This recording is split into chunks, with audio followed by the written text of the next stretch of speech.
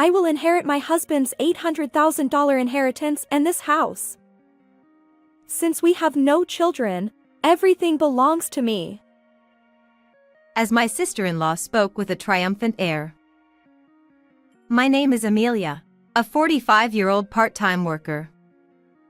I have 2 sons with my husband, in 10th and 12th grade. This year, my eldest son is preparing for university entrance exams, dreaming of becoming a lawyer.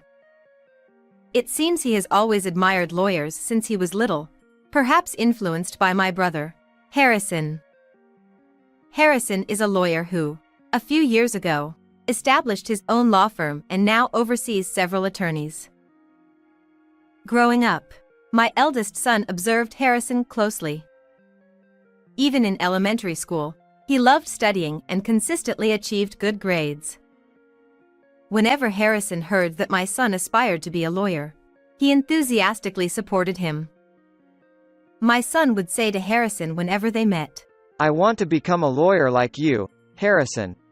Harrison respond with a smile. "Become a lawyer soon and follow in my footsteps." Although Harrison was married, he and his wife didn't have any children. When he visited our home, he played with my sons, and they grew fond of him. Harrison's wife, 10 years younger than him, was a bit eccentric and difficult to get along with. We rarely had the chance to converse with her. Both Harrison and I lost our parents early in life. When I got married, Harrison stepped in as a parental figure for me. After my marriage, Harrison also tied the knot. When we learned that Harrison was marrying a younger woman, my husband and I teased him. However, meeting Harrison's fiancée in person left us surprised by her perpetually unhappy expression. Considering she was about to marry Harrison, we expected her to be cheerful, but instead, she glared at us with a stern face. In front of them, we would say things like, "You two make a lovely couple." But when we were alone with my husband, our true feelings surfaced. Why is she so grumpy when the marriage is already decided? My husband agreed, looking concerned. Not the most pleasant bride to be, huh? Despite our worries, Harrison married his 10 years younger fiancée.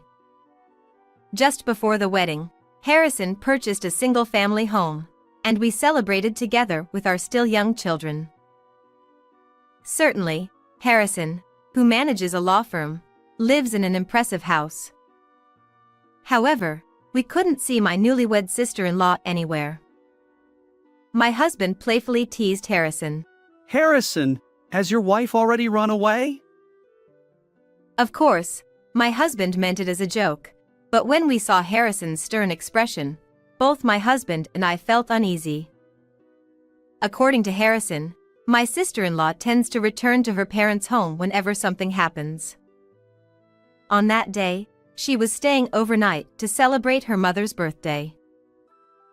Feeling regret for our ill-timed comment, my husband hung his head. But then, Harrison addressed us with a serious expression. "If I can't have children, would you consider adopting one of your 2 kids?" Given that Harrison had just gotten married, we assumed he was joking. However, he looked dead serious.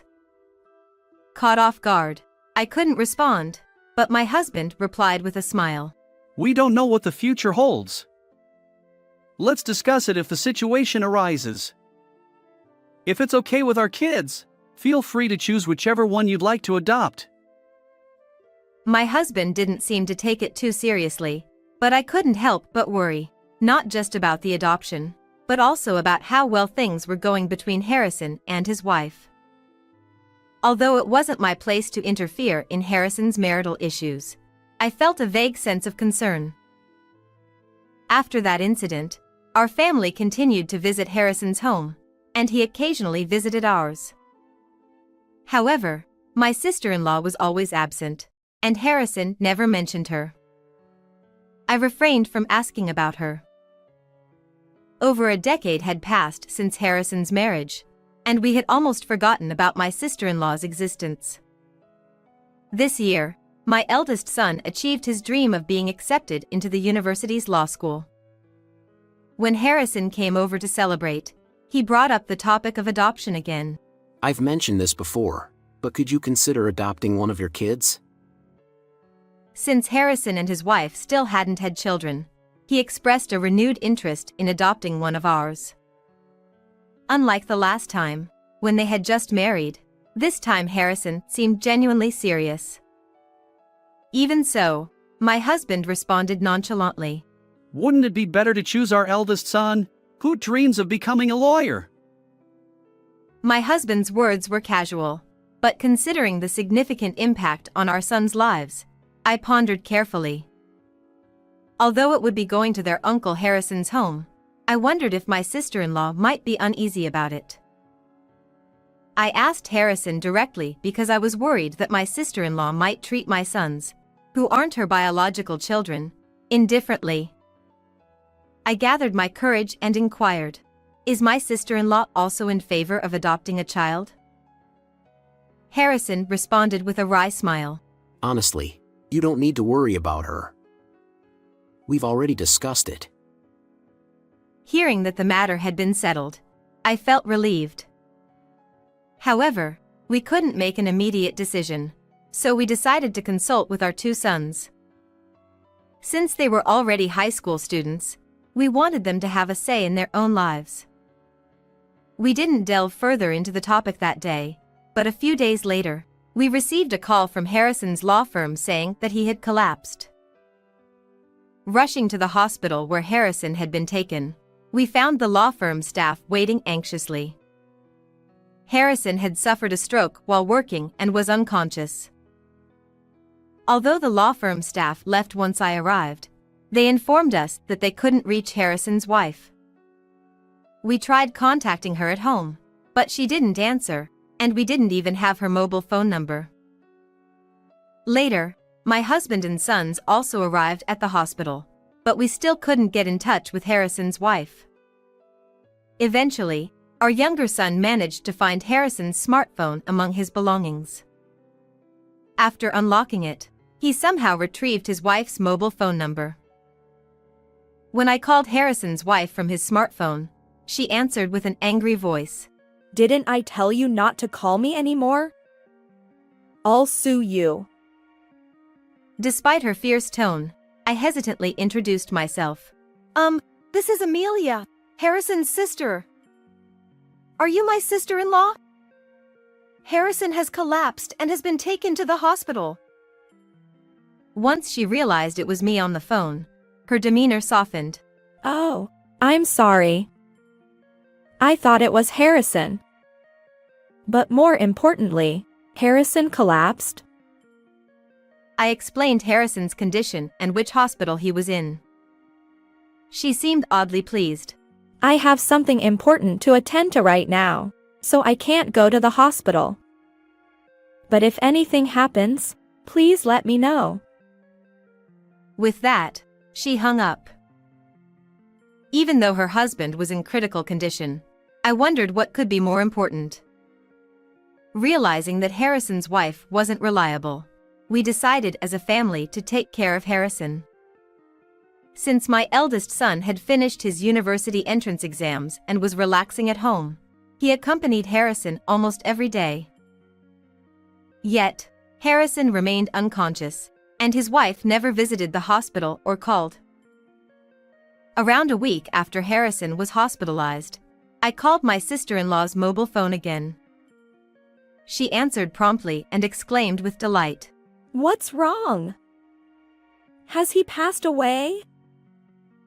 Her insensitive choice of words made me want to shout back in anger, but I restrained myself and replied, Harrison is still alive. Why aren't you coming to the hospital? In response, my sister-in-law retorted, further fueling my anger. Because there's nothing I can do. I'm not a doctor, and I can't make him recover. Her flippant tone infuriated me even more, and I ended the call right there. I began to wonder if Harrison's desire to adopt one of our sons was due to his troubled relationship with his wife, as they couldn't have children. When Harrison's marriage was arranged, I asked where he had met his wife. He mentioned that they were introduced through a marriage agency. Perhaps his wife had married him with the intention of securing a comfortable life, knowing he was a lawyer. This thought fueled my anger further. When I discussed it with my husband, he revealed something even more unsettling. If Harrison passes away, all of his assets, given that he has no children, will go to that wife of his? Recently, during the celebration of our eldest son's acceptance into university, Harrison had earnestly discussed adoption. It seemed he was considering inheritance matters. At that time, I regretted not finalizing the adoption decision. Now, it was too late. After Harrison left, I subtly broached the topic of adoption with our two sons. Surprisingly, our younger son expressed enthusiasm about being adopted. Unlike our eldest son, who had clear goals, our younger son seemed to believe that being Harrison's adoptive child would lead to an easier life. Although I thought our eldest son, who admired Harrison, would also want to be adopted, his response caught me off guard. As the eldest son, I'll take care of mom and dad, so I don't want to be adopted. While I was pleased with his answer, I still felt strongly that our eldest son, who aspired to become a lawyer, was the most suitable candidate for Harrison's adoption. It frustrated me that I couldn't proceed with the adoption process while Harrison remained unconscious. Although I didn't desire Harrison's inheritance, I had no intention of handing over a single cent of his assets to his wife, who seemed to be waiting for his demise. All we could do now was pray for Harrison's recovery, but unfortunately, his condition did not improve. A few days later, Harrison passed away. Reluctantly, we decided to inform his wife. Harrison has passed away. Can we hold the funeral ourselves? When my sister-in-law, who had been waiting for news of Harrison's passing, responded cheerfully, she said, I leave it all to you. Don't make me the chief mourner. I don't want to deal with the hassle of greetings. As I was about to lose my temper, my sister-in-law promptly hung up the phone. In the end, my husband and I took care of the funeral arrangements. The lawyers at the firm also helped us. My husband was worried about the future of the law firm, but Harrison had already made solid plans.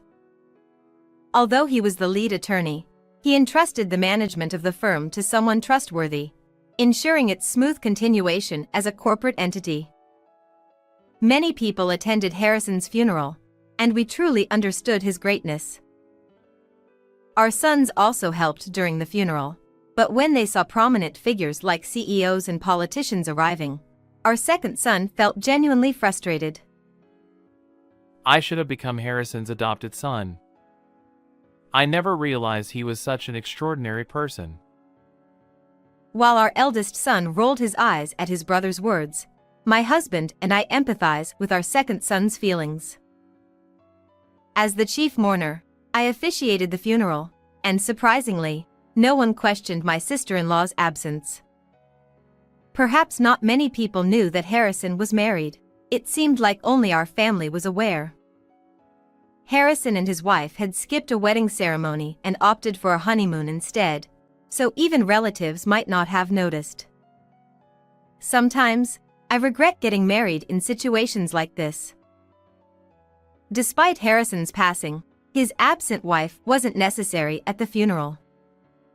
Instead, I couldn't help but regret not adopting our second son sooner, especially considering that she would likely take all of Harrison's assets.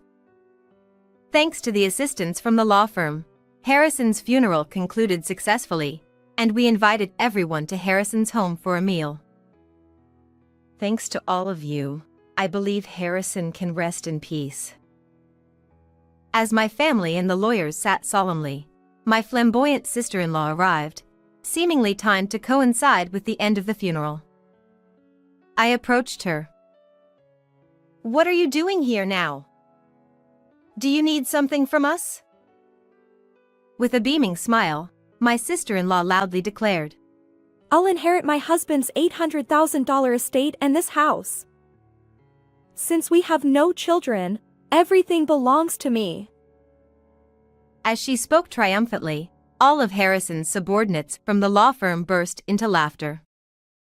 Our family looked puzzled, wondering why the lawyers found it so amusing. Undeterred, my sister-in-law glared at them and snapped, What's so funny? Rude people. One of the lawyers, grinning, replied to her question. The lawyer said, But you're no longer the representative's wife, are you? We know that the divorce was officially finalized through mediation on the day before the representative collapsed. Upon hearing this fact for the first time, I exclaimed, What? You were divorced? I looked at my sister-in-law in a panic, and she glared at the lawyer who had just revealed the truth with an even more frightening expression. Another lawyer chimed in. The lawyer said, We've also heard that you were claimed for emotional damages along with the divorce. Considering that your infidelity was the reason for the divorce, it's understandable. My sister-in-law shouted back, seemingly mocking the lawyer, I don't have to pay emotional damages. The person I was supposed to pay doesn't exist anymore. However, her attempt to belittle the situation was swiftly countered by the legal expert. Since the right to claim emotional damages is also inherited, you'll have to pay it to the representative's sister. At that moment, I realized that I was Harrison's sole heir. If the divorce was valid, then with no parents in the picture, I was the only one left. My sister-in-law seemed to realize this too, and she stared at me with a terrifying expression. I instinctively stepped back. Frustrated and unwilling to accept this, she shouted at the lawyers once again. Since the divorce is final, can't I get half of the property through asset division? The exasperated lawyer informed her. When the divorce was finalized, didn't you receive money from the representative? We have proof of the transaction. Besides, this house was purchased by the representative before the marriage, so it's not subject to asset division. Watching my sister-in-law being outmatched by the lawyers was quite entertaining. She seemed to recall something and, with a hint of laughter, blurted out, But there's still life insurance. I should still be the beneficiary. Amidst this tense atmosphere, my sister-in-law's calm demeanor impressed me. She had confidently claimed to be the beneficiary when she changed the life insurance recipient upon marriage. However, the lawyers promptly refuted her claim. Given the representative's responsible nature, we believe he changed the beneficiary when the divorce was finalized. As instructed, I searched through Harrison's valuables and found the life insurance certificate. My sister-in-law tried to snatch it from me, frantically checking the recipient. But her shoulders slumped when she realized it was still me. With nothing left to gain, she couldn't help but voice her true feelings. Being married to a lawyer, I thought I'd get a fortune, but I ended up with so little. And now, I have to pay emotional damages too. What a colossal failure. The stern-faced lawyer had a retort ready for her. The representative said the same thing. He regretted relying on a marriage agency. He said it was a big mistake. Harrison never told me anything like that, but he was honest with his colleagues and subordinates. The sister-in-law had nothing to say and left Harrison's house with her back bent. After that, the sister-in-law seemed to have agreed to pay the alimony in installments, but she had no job and had to look for one urgently. But she didn't seem to have worked seriously before, and she quit soon. She registered with a marriage agency again to find a rich man and get money easily. She tricked a man into giving her money by saying she needed it for the wedding, but he soon realized and reported her to the police. Harrison's subordinate lawyer told me that the sister-in-law was arrested for marriage fraud. To be honest, I didn't receive any alimony from her. When I went to check with the lawyer about it, that's when the story came up. The lawyer told me with a disgusted face. She's been arrested, so I don't think you'll get any alimony for a while. I didn't care about the alimony. I felt better knowing that the sister-in-law got what she deserved. I think Harrison would have wanted that too. I wanted the police to thoroughly investigate her other crimes and give her a heavy sentence in court. Unexpectedly, I inherited Harrison's property. My whole family moved to the house that Harrison left behind. We used to live in a rented apartment, so we were all very happy to live in a house. We all followed in Harrison's footsteps, but my eldest son studied harder than ever and worked hard to become a lawyer. He admired the lawyers who defeated the sister-in-law even more. He couldn't become an adopted child, but I hope he inherits Harrison's will and becomes a great lawyer like him. Only my second son was angry that I inherited all of Harrison's property and regretted it. I should have been Harrison's adopted child. Then I could have inherited everything. I smiled at my second son, who was joking half-heartedly. How did you like this story? Please subscribe to our channel. See you in the next video.